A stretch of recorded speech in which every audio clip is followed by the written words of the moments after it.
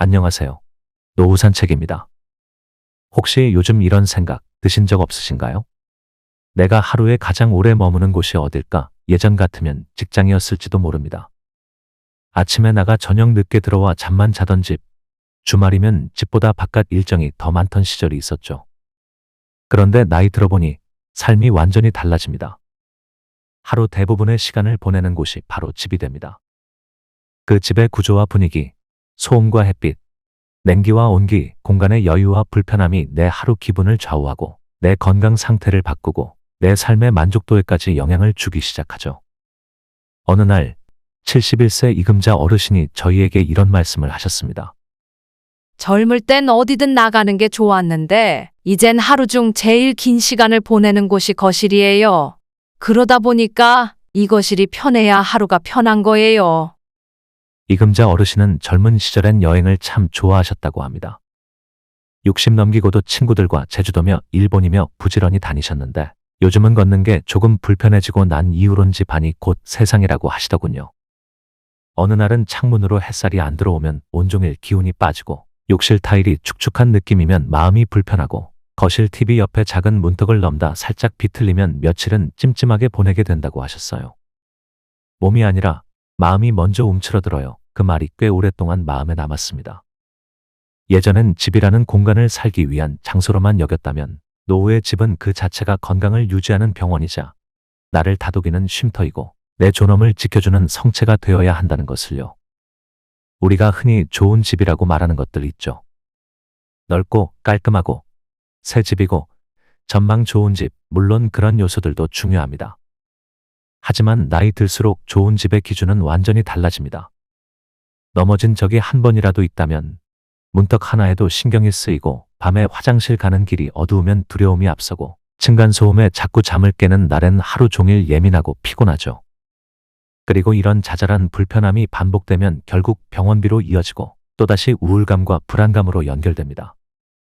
실제로 고령자 낙상의 60% 이상이 집안에서 일어난다는 통계 알고 계셨나요? 그 중에서도 가장 흔한 사고 장소가 욕실과 복도입니다. 우리가 내가 제일 편해야 할 곳이라고 여겼던 집이 어느 순간 나를 다치게 하고 위협하는 공간이 된다는 사실, 무섭지 않으신가요? 또 한 가지, 집이라는 공간은 단순히 몸만 쉬는 곳이 아닙니다. 마음이 쉬는 곳이기도 하죠. 외출이 줄고, 만나는 사람이 줄어들고, 내가 뭘 하고 있는지 관심 가져주는 사람이 없어질수록 우리는 더 자주 외로움을 느낍니다. 그런데 햇살이 잘 드는 거실 창가에 앉아 커피 한 잔 마시는 순간 예쁜 커튼 사이로 바람이 스며드는 느낌, 바닥에 깔린 따뜻한 러그 위에 발을 올리는 그 감각이 왠지 모르게 마음을 달래주고 안정을 줍니다. 집이란 그렇게 나를 매일 위로해주는 존재가 되어야 하는 겁니다. 노후의 집은 단순한 벽과 천장이 아닙니다. 내 삶의 무대이자 마지막까지 함께할 파트너입니다. 잘 설계된 집, 안전한 집, 따뜻한 집은 돈 이상의 가치를 갖습니다. 반대로 아무리 넓고 화려해도 나의 몸과 마음을 불편하게 한다면 그건 좋은 집이 아닙니다. 오늘 영상에서는 이런 생각을 출발점으로 노후에 정말 필요한 집의 조건은 무엇인지, 그 집이 나에게 어떤 변화를 가져다 줄 수 있는지, 그리고 지금부터라도 어떻게 내 공간을 바꿔갈 수 있을지 하나하나 살펴보려 합니다. 우리의 노년이 안전하고 존엄하며 편안하기를 바라는 마음으로 지금부터 시작해 보겠습니다. 노후에 집이 중요하다는 건 알겠습니다. 그런데 막상 떠오르진 않죠. 대체 어떤 집이 좋은 집일까요? 이사 간다고 해서 꼭 새 집이 좋은 것도 아니고 넓다고 무조건 편한 것도 아니고요. 나이 들면 달라집니다. 예전엔 보이지 않던 것들이 하나둘 눈에 들어오기 시작합니다. 계단 하나, 문턱 하나, 욕실 바닥, 창문의 햇살, 이웃의 말 한마디까지. 자, 지금부터 노후의 삶을 진짜로 편안하게 만들어줄 집의 조건 7가지를 하나씩 말씀드릴게요. 첫 번째는 턱없이 평평한 바닥입니다. 72세 정순자 어르신은 올해 초 집 욕실 문지방에 발이 걸려 넘어지셨습니다. 갈비뼈에 금이 가고 한 달 가까이 침대에서만 생활하셨죠. 그전까지만 해도 나는 아직 젊다고 생각하셨대요. 그런데 그 사고 이후 무릎에 힘이 빠지고 자신감도 떨어졌다고 하시더군요. 그때 정 어르신이 하신 말이 마음에 남았습니다. 젊었을 땐 잘 모르는데 나이 들면 턱 하나가 무서워요. 실제로 70세 이상 낙상사고의 60%는 집안에서, 그중 절반 이상은 문턱, 바닥의 높낮이 차이 때문입니다. 문지방, 베란다 턱, 작은 계단, 방에서 욕실로 이어지는 경계선. 이건 단순한 인테리어 문제가 아닙니다. 골절, 고관절 수술, 침대 생활, 요양원 입소까지 이어질 수 있는 생존의 문제입니다. 두 번째 조건은 욕실의 안전장치입니다. 매일 사용하는 공간이지만 가장 위험한 공간이기도 하죠. 74세 박재권 어르신은 새벽에 화장실을 가다 미끄러져 고관절이 골절되었습니다. 수술 후 6개월 동안 재활 치료를 받으셨고 지금도 지팡이를 짚고 걷습니다. 혼자 사니까 그 순간 너무 무섭더라고요. 박 어르신의 그 말 한마디가 잊히지 않습니다. 욕실에는 적어도 3가지가 필요합니다. 첫째, 벽면 손잡이. 앉았다 일어설 때 잡을 곳이 있다는 것만으로도 불안이 줄어듭니다. 둘째, 미끄럼 방지 시트. 투명한 제품도 많아 보기에도 좋고 가격도 부담 없습니다.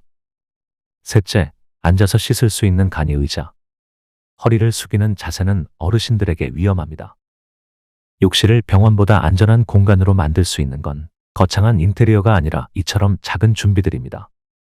세 번째는 햇빛이 잘 드는 집입니다. 의외로 중요하죠. 서울대 보건대학원 연구에 따르면 햇살이 잘 드는 집에 사는 고령자의 우울감 발생률은 38% 낮다고 합니다.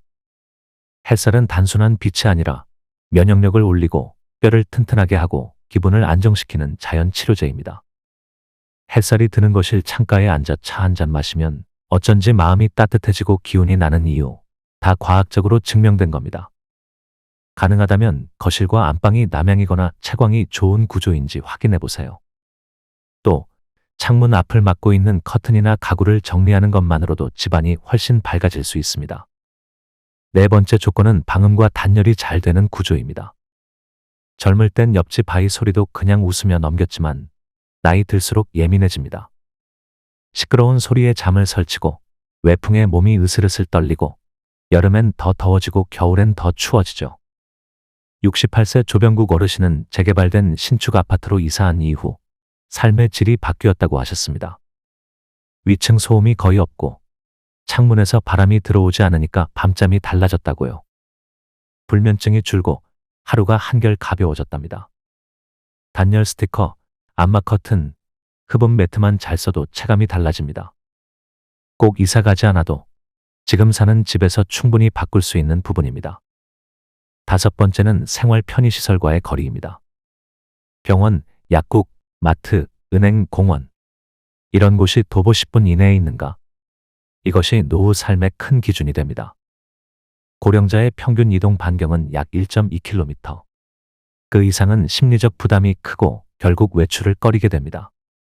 75세 김남순 어르신은 단독주택에서 20년을 살다 도보 5분 거리에 병원과 마트가 있는 아파트로 이사하셨습니다. 이젠 밖에 나가는 게 무섭지 않아요. 갑자기 아파도 병원이 바로 앞이니까 마음이 편해요. 가까운 곳에 병원이 있다는 것, 멀리 가지 않아도 필요한 걸 해결할 수 있다는 건 노년에 아주 큰 안정감을 줍니다. 여섯 번째는 관리비와 유지비가 낮은 구조입니다. 전원주택, 단독주택은 언뜻 보기엔 좋아 보이지만 실제로는 비용과 노동이 큽니다. 제설, 정원 손질, 외부 도색, 보일러 수리, 수도 점검, 혼자 살거나 부부 둘이 살기에는 벅찬 일이 많습니다. 게다가 관리비도 제각각이고 따로 관리인을 부르려면 비용도 만만치 않죠. 반면 고령자를 위한 소형 아파트나 공공임대주택은 관리비가 일정하고 고장이 나도 관리소에서 대응해주니 훨씬 안정적입니다. 노후에는 낭만보다 편리한 구조가 삶을 덜 불안하게 합니다. 마지막 일곱 번째, 어쩌면 가장 중요할 수 있는 조건입니다. 바로 이웃과 관계 맺기 쉬운 집입니다.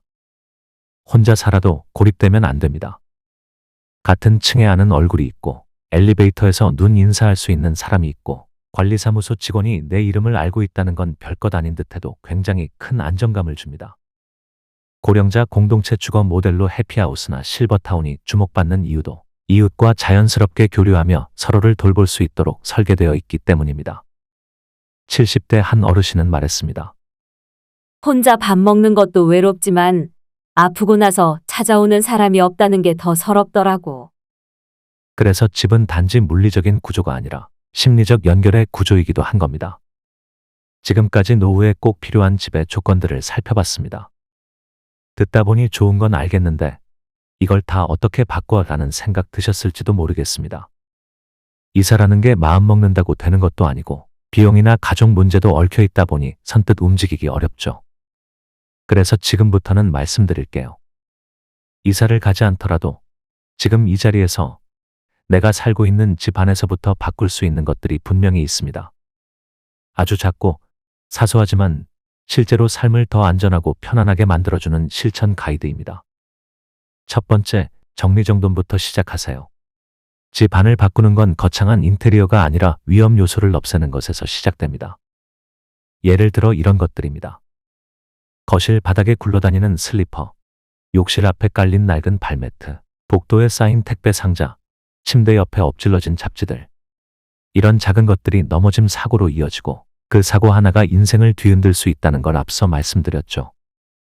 실제로 70대 중반 어르신 한 분은 집안에서 쓸데없는 물건을 치우고 나니 마음까지 가벼워졌다고 하셨어요. 걷는 길이 안전하다는 건 삶 전체가 안정된다는 뜻이기도 합니다. 두 번째, 소규모 개조를 고려해 보세요. 많은 분들이 집을 고친다고 하면 큰돈이 드는 줄 아시는데요. 꼭 그렇지 않습니다. 예를 들어 문턱 하나 제거하는데 5만 원 안팎, 욕실 손잡이 하나 다는데 1에서 2만 원, 미끄럼 방지 시트는 인터넷에서 1만 원도 안 되는 가격에 구매할 수 있습니다. 조명도 마찬가지예요. 집안이 어두우면 자연스레 시야가 좁아지고 우울감이 증가하게 됩니다. 주방이나 복도처럼 늘 사용하는 공간만이라도 눈에 자극이 덜한 밝고 따뜻한 조명으로 바꿔보세요. 변화는 그날 바로 체감됩니다. 세 번째는 관계를 여는 용기입니다. 이건 집 구조와는 다르지만 주거 환경의 질에 아주 큰 영향을 미칩니다. 나이 들수록 관계는 줄어듭니다. 하지만 외로움이 쌓이면 건강도 함께 무너집니다. 어떤 어르신은 이렇게 말씀하셨어요. 엘리베이터에서 이웃과 눈 마주치면 괜히 고개를 돌리게 되더라고요. 나도 그게 싫은데 먼저 말을 걸긴 어렵더라고요. 그래서 제안드립니다. 아주 짧은 한마디로 시작해보세요. 안녕하세요. 요즘 날이 좀 덥네요. 그 옷 참 잘 어울리세요. 이런 가벼운 말이 다음 인사를 만들고 그 다음에 또 짧은 안부 인사를 부릅니다. 그렇게 고립된 집이 연결된 공간이 됩니다. 네 번째, 이사를 고려 중이라면 감정 말고 조건부터 써보세요. 병원까지 몇 분 걸리는지, 엘리베이터가 있는지, 주변에 시장이나 마트는 있는지, 햇살은 얼마나 드는지, 관리비는 어느 정도인지, 이웃은 어떤지. 이렇게 항목별로 리스트를 만들어 눈으로 확인하면 감정이 아닌 현실을 기준으로 결정할 수 있습니다. 그리고 이 집이 마음에 들어 같은 느낌보다는 이 집에서 오래 안전하게 살 수 있을까를 물어보셔야 합니다. 다섯 번째는 집을 바라보는 태도를 바꾸는 것입니다. 노후엔 집이 곧 인생입니다. 아프지 않게 지내고 따뜻하게 하루를 보내고 외롭지 않게 마음을 붙일 수 있는 곳이 되어야 하죠.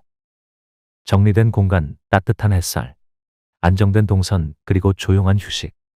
이런 조건들은 하나하나 따로 있는 게 아니라 서로 연결되어 있습니다. 나를 지키는 공간이 있다는 건 결국 나 자신을 지키는 것과 같습니다. 예쁘거나 넓은 집이 아니라도 괜찮습니다. 내 몸을 지켜주고 내 마음이 쉬고 내가 무너지지 않도록 도와주는 집, 그것이면 충분합니다. 마지막으로 이렇게 정리해 드릴게요. 지금부터 당장 시작할 수 있는 변화, 집 안정리정돈, 위험을 제거하는 첫걸음, 소규모 개조, 비용 적고 효과 큰 실천, 이웃과의 관계 회복, 고립을 막는 마음 연결, 이사 전 체크리스트, 감정보다 조건 우선, 집을 바라보는 태도, 공간이 곧 삶이라는 인식. 이제 마무리 인사드릴게요. 여러분, 우리가 가장 오래 머무는 공간은 바로 집입니다.